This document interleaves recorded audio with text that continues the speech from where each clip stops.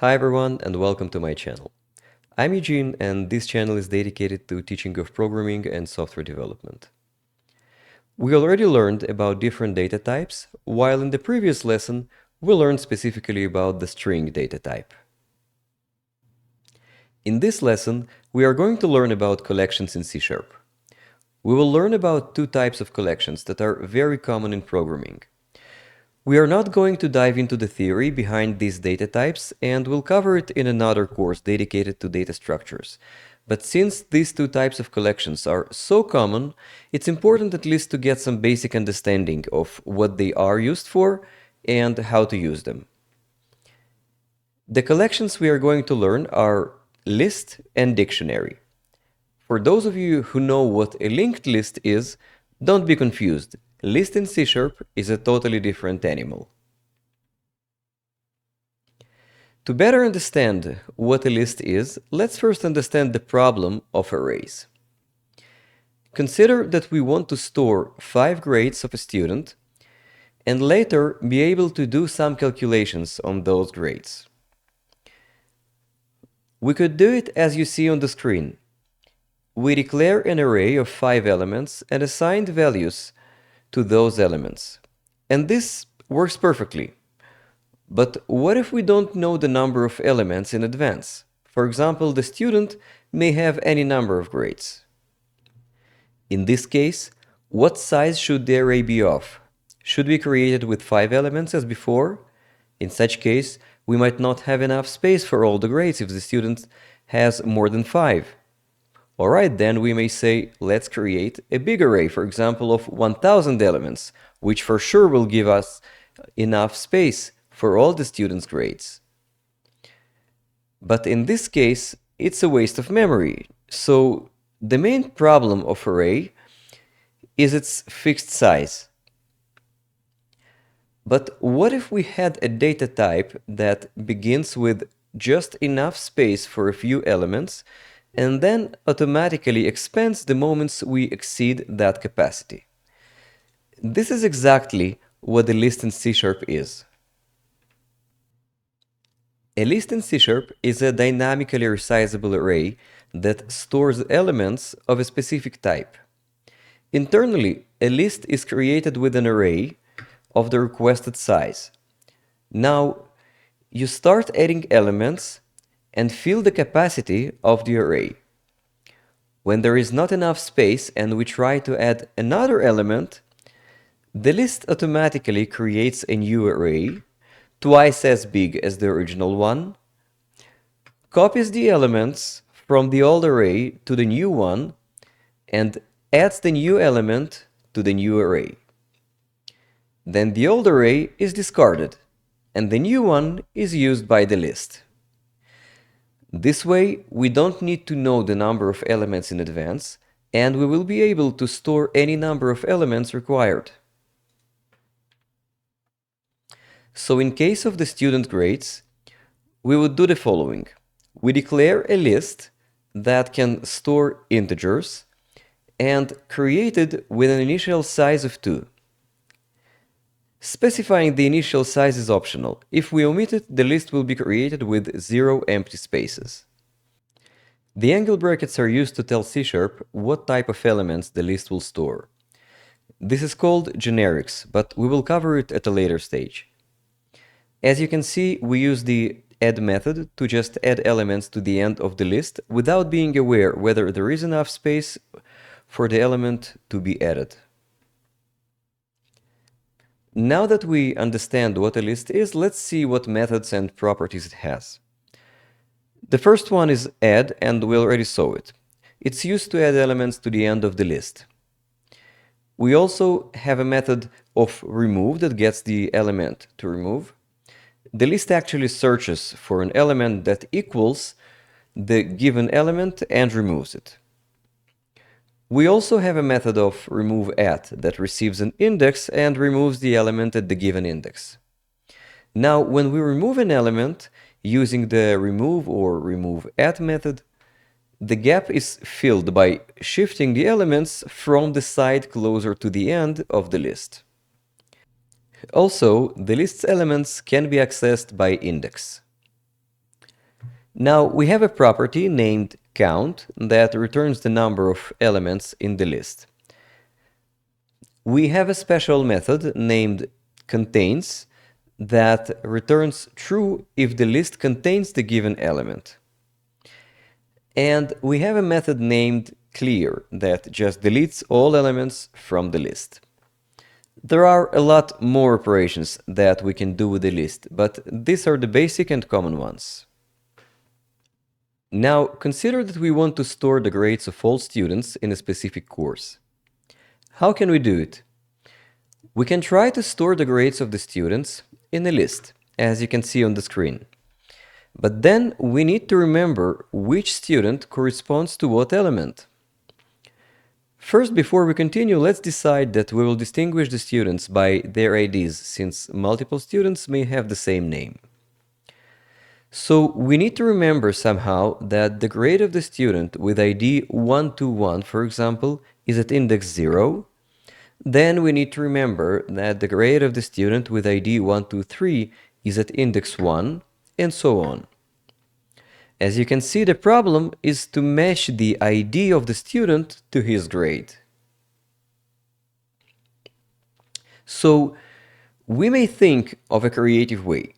For example, store both the ID of the student and the grade in the same element of the list, for example, like this. Alright, now we have the information of the grade for every student. But let's think if this is a good solution. First, it's clear that now we need to store strings instead of integers. Otherwise, we just won't be able to add an underscore between the ID and the grade. So, when writing a student's grade, we have a few operations to do. We need to convert the ID and the grade to strings and join those strings with an underscore between them. Second, when reading an element, we need to split the string by underscore to get the ID and the grade. Both operations become inconvenient. But the biggest problem of this solution is that if we need to find the grade of a specific student, we'll need to walk over the whole list, split every element by underscore, and find the element with the specific ID. As you can see, this solution is far from being the best.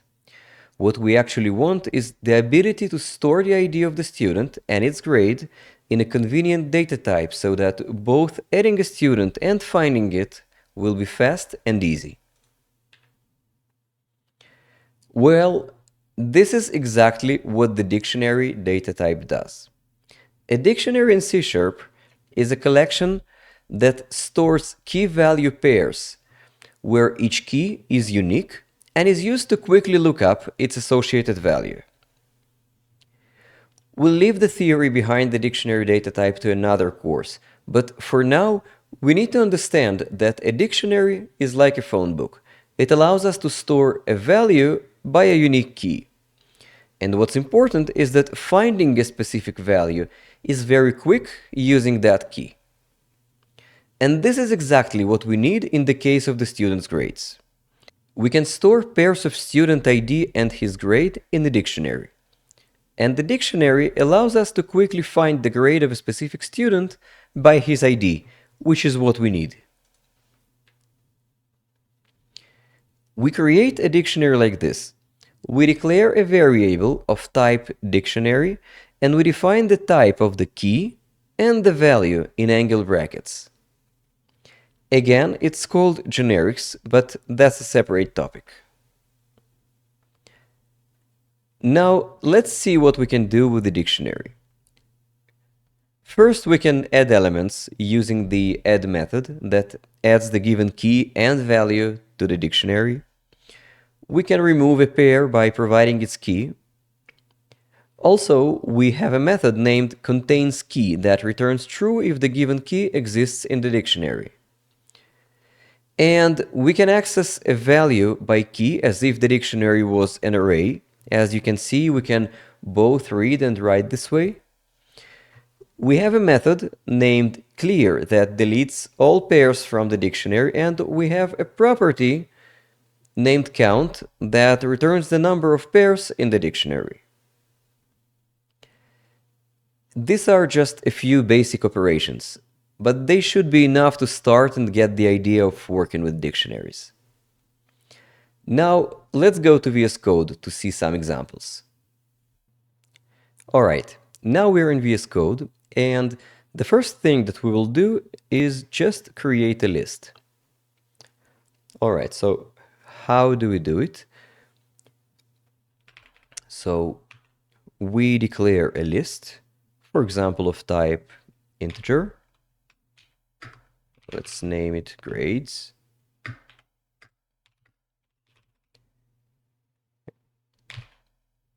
Alright.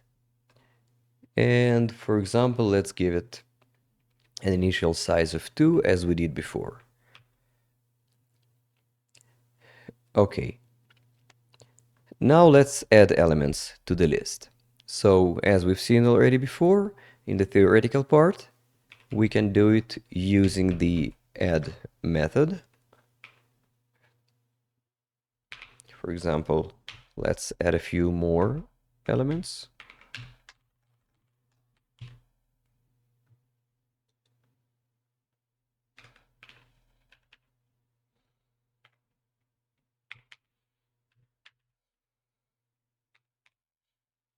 All right. Okay, and this is actually how we create a list and add elements to it. Very easy, actually. Now, the next thing that we want to do is write a method that prints all the elements of the list. Okay, let's write the method in the beginning.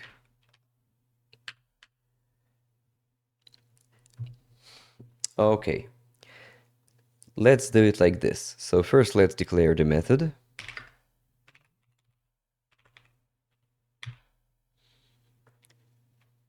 Now the method print list will get a list of int.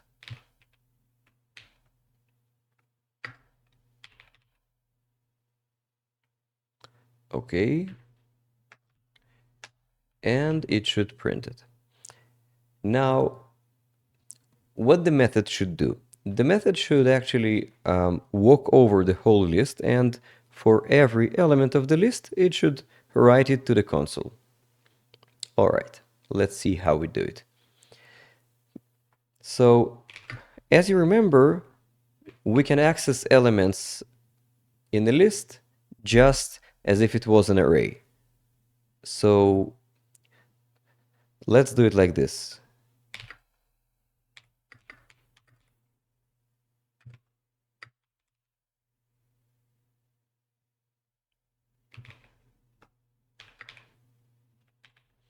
Okay.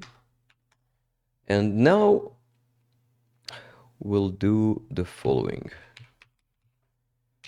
Console write, and I want to print all of them in the same line, so we are not going to use write line. Okay, and let's do something like this.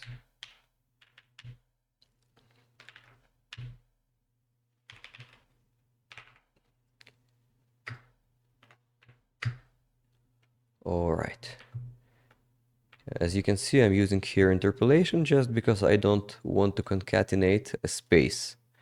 So I'm just creating a single string. Okay.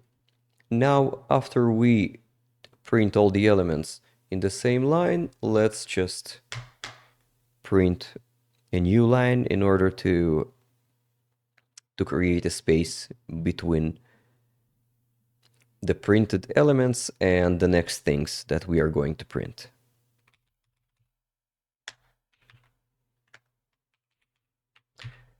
Okay, now let's see how this method works.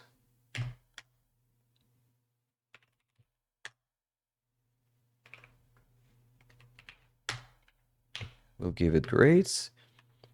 And I think we can run the program.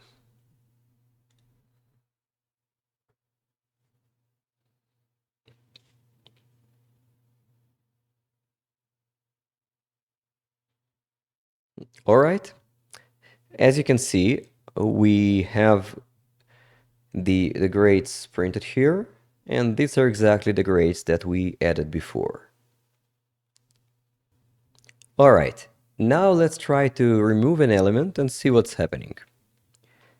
So we are going to use the remove method, and we'll give it, for example, 100. Pay attention that 100 was in the middle of the list. Now, after we remove it, let's print the list again.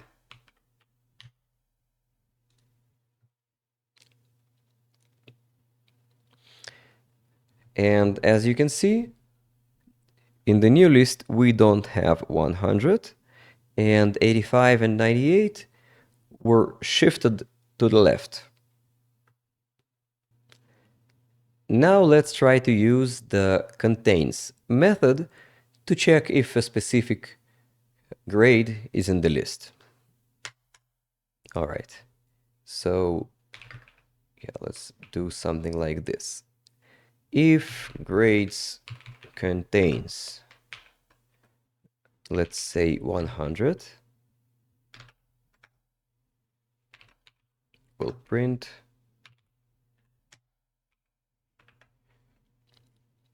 100 exists. Else, let's print 100 does not exist in the list.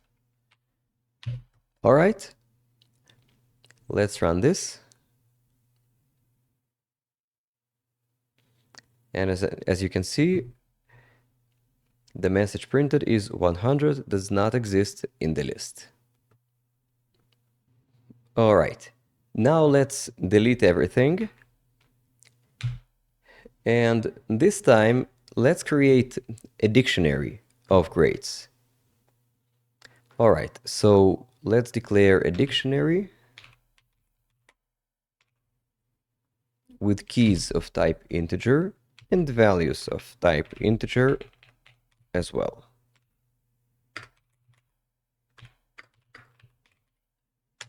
Okay, and now let's add the grades for the students. All right, now we use the add method, and for student 1-1 we add the grade 95. Then for student 1-3 we'll add the grade 100, and for student, I don't know, 1-5, let's add the grade 85. All right, so now we have a dictionary with 3 pairs. Now let's write a method that prints the dictionary. So actually in this method we will have something new that we didn't learn yet, but I will quickly show it to you and we will use it.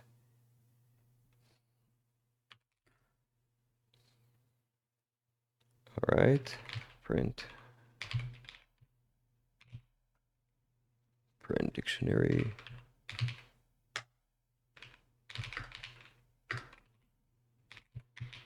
Okay.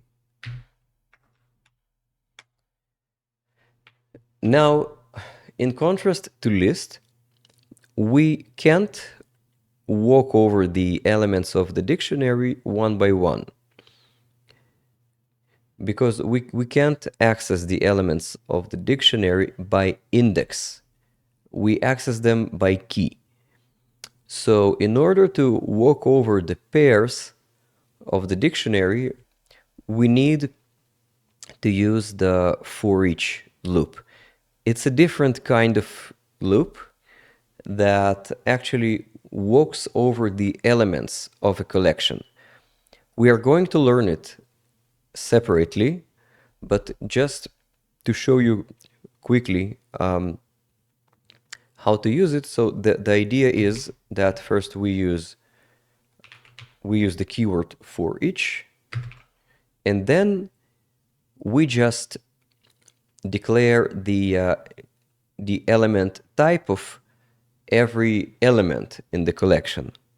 In this case, every element is a key value pair of type int. And then we say that for each pair in dictionary, and now inside the for each loop we have the pair element, in contrast to getting the element by index. Now for each and for are actually different loops and they work differently. And I'm not going to dive into the for each loop right now, just wanted to explain in a few words what it means. All right, and now for every pair, we just need to print it. And how we do it like this.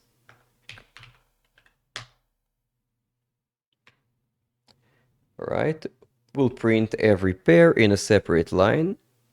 All right, now let's use string interpolation like this. Okay, pair key and pair value. You see, this is one of the benefits of interpolation, that we immediately see how the string, the final string will look like. Okay, and I think that's it. Now let's try to use the method and see how it works. Print dictionary. Great, and let's run it.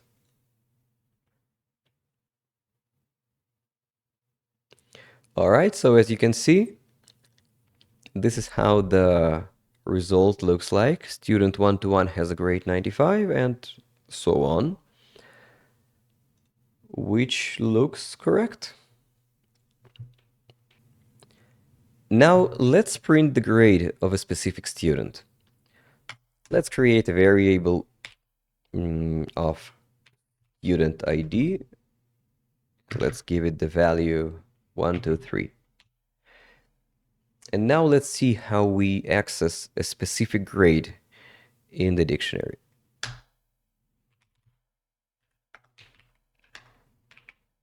All right, again, let's use interpolation. The grade of student something is something. All right, and the first something is the student ID, and the grade of the student, we will get it from the dictionary. Grades at student ID. All right, now let's run it and see how it looks like. All right, as you can see, the grade of student 123 is 100. Now, if we change this ID to something else, for example, 125, let's see what's happening. Now, as you can see, we have the grade of student 125 is 85, which actually corresponds to the grade that we added for that student. Now, let's try to print the grade of a student with an ID of 234, for example. And let's see what happens. All right, as you can see, this time we get an exception, which means that an error happened. And the exception says that the given key 234 was not present in the dictionary. Now, the problem is that the program actually just crashed, which means that we did not control the error that happened. So in order to control this situation, we need to check if the student is in the grades dictionary before printing it. All right, and how can we do it? We can do it like this. We can use the contains key method. All right. And if it contains that student ID, we are going to actually print his grade. Else, we'll say that